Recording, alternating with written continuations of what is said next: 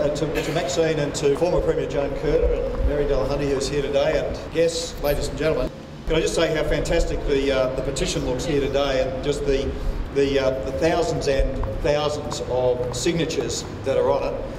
It is so impressive when you walk up here this morning to see that, and to know that there are now more than 30,000 women who have signed the petition across the state, and that's a fantastic achievement, and well done on that. Fantastic. Now, just a couple of notes about the history. The 1891, the Premier of the day, James Munro, said that he would introduce the bill for women's suffrage if women demonstrated that they wanted the right to vote. And in just 6 weeks, more than 30,000 Victorians had signed that petition for that right. And the monster petition was 260 metres long. It had to be carried up the steps by several attendants, and it was then tabled in the Legislative Assembly. And I don't think we've ever had a petition that large again, and this one won't need to be tabled, which is good news.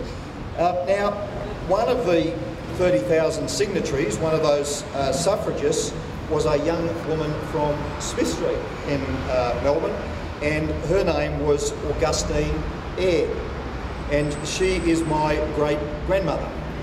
Yeah.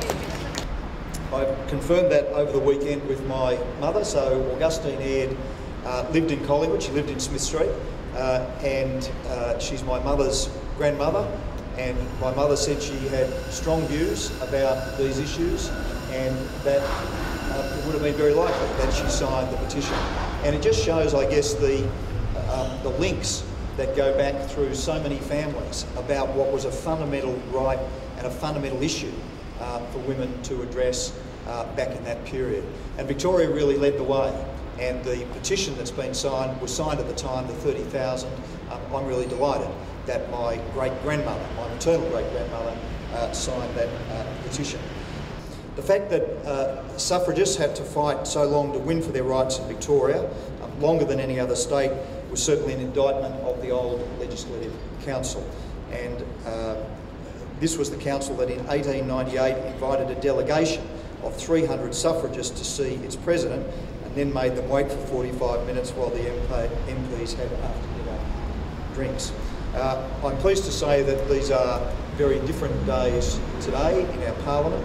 I'm pleased to say that Victoria now leads Australia in terms of the rights that we provide for women in our state, and I'm certainly delighted today to add my name to a petition that my great-grandmother signed 117 years ago. And to Maxine and Joan and to all involved, Mary, well done, a great effort.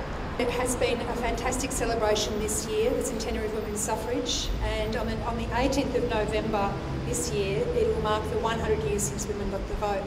But on reflecting on that, we also need to reflect on the journey that women have taken through the Parliament over the last 100 years.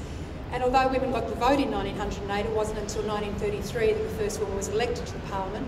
In 1937, the first woman at a general election.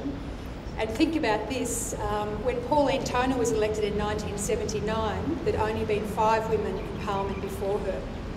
And then, of course, Joan Kerner was our first and only female Premier. But today, we do have 30% of women in the Parliament are in the Parliament today.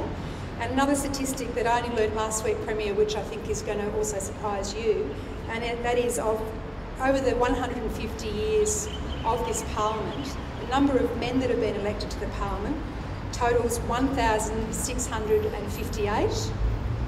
The number of women ever been elected and walked the corridors of this Parliament is only 95.